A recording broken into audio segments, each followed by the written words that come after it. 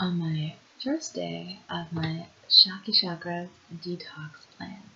So day one is all about the first chakra, which is the root chakra. So the root chakra, also known as the base or red chakra, is the first chakra in the line of 7. It is the most dense chakra, and from it, energy will go to all the other chakras. So any issues such as excesses or deficiencies in the chakra will affect all the other chakras above it. Hence why we want to start with the first chakra and make sure that it's balanced before we continue with the rest of our detox. So what are some of the key issues of chakra number 1? So because it is the root chakra, it's all about survival. And it could be survival of the fittest, it could be survival of perception, it can be a survival of your tribe, but how you are surviving or even thriving in life. It's also about security, fear, trust or mistrust, stability, grounding, being solid, having your feet on the ground. And the affirmation for this chakra is to be here, so to belong, finding the tribe or group in which you belong to. So for a lot of people, this is your family. It can also be your ethnicity, it can be your country, it can be your culture. These are all things that create who you are and where you belong. So it's your community. So the element related to the chakra, because it is the physical chakra, is earth. That's why grounding is such an important aspect of the chakra. Some questions related can be, how are you feeling physically? So a lot of times we spend days in our head to the point that we could ruin space of it. We don't usually focus on how we are feeling in the moment or in the presence. So focus on your presence right now. How are you feeling? What do you feel? Physically, how's your posture? How are you sitting? How are you breathing?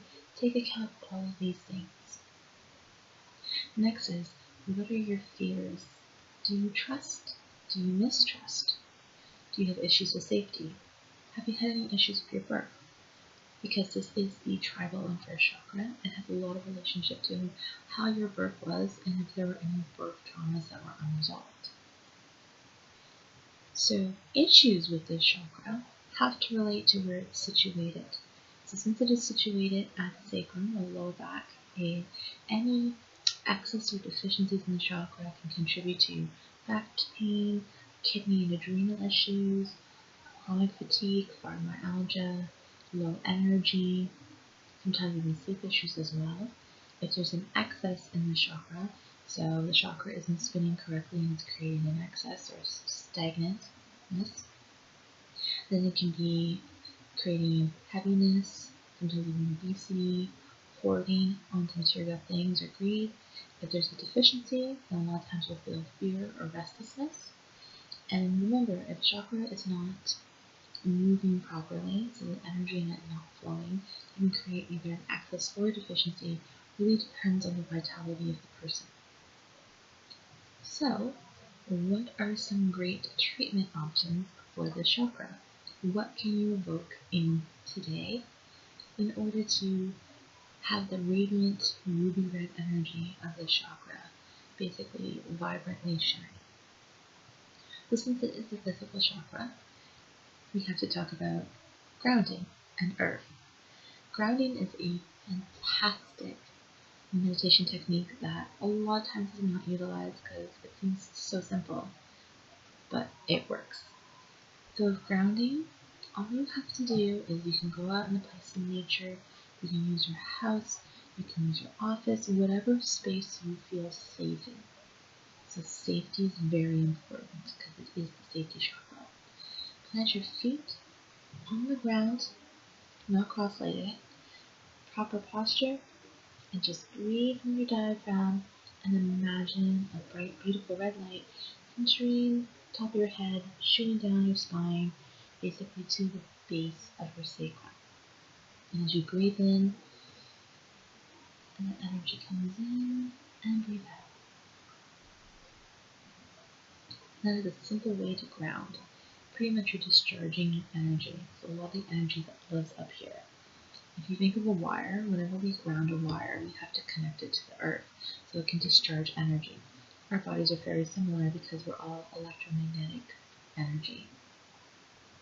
Another great way to ground your physicality is to do yoga, and there's some wonderful resources that are in the community, or even YouTube. There's some great videos you can find. Grab a friend, make it a social experience, or do it by yourself, and again, a safe space.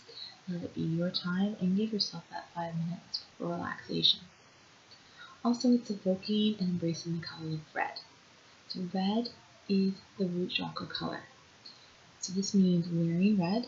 So you can't see, but I am wearing red pants today. And you want to wear red around where the chakra is. So red belt, red pants, even red shoes are quite grounding and very fashionable, so it worked out. Also, it's about eating red foods.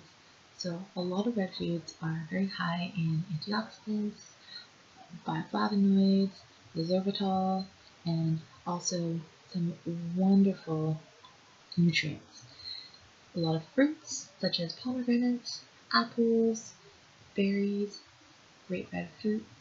Also, you can have vegetables such as beets, which are also a root veggie, so it's a fantastic root chakra food. Pretty much all the root veggies are great root chakra foods. You can make yourself a casserole with it, add in some spices such as cinnamon, nutmeg, cloves, turmeric, etc. These are all also great roots that we can incorporate into our foods to make them nutritious and delicious. Also, because this chakra is the root chakra and it's related to fear, which is related to the kidney, we're looking at kidney health and adrenal health. Because adrenals sit on top of the kidney and adrenal. And adrenals are responsible for creating cortisol, which a lot of times is high if we are in a fear-based state or stressful state. We're constantly secreting cortisol, and eventually our bodies cannot handle that and becomes exhausted. So we want to look at adrenal health. How well are you waking up in the morning? How much rest are you getting? Are you getting restoration? Some great ways to try and restore your adrenals are using adaptogens. So adaptogens are herbs that basically help you adapt to your environment. A wonderful example is rhodiola. It's a very safe herb to use. You can use it in a multitude of conditions. Even hibiscus is a great red herb to use. It makes a beautiful tea, very palatable. I haven't had a person complain about the taste of hibiscus. So if you want to start small, start with that. Personally myself, I like to use chicory. Chicory is a dried root. Tastes very similar to coffee. So it's a great coffee substitute, as well as a great root chakra evoker. And lastly, because it is the grounding chakra, you want to have some tree time. We live in a beautiful country. There's some great countryside, some great forests, some great walks, parks, etc. If you have kids, bring the kids to the park. Have fun there as well. Enjoy yourself. Take your shoes off. Walk in the grass barefoot. So give yourself some time in nature and allow yourself to just absorb the healing properties of nature. So have a wonderful day one. I hope you evoke beauty of your root chakra and also your community. And I'll see you tomorrow for day 2, when we'll be talking about the sacral chakra.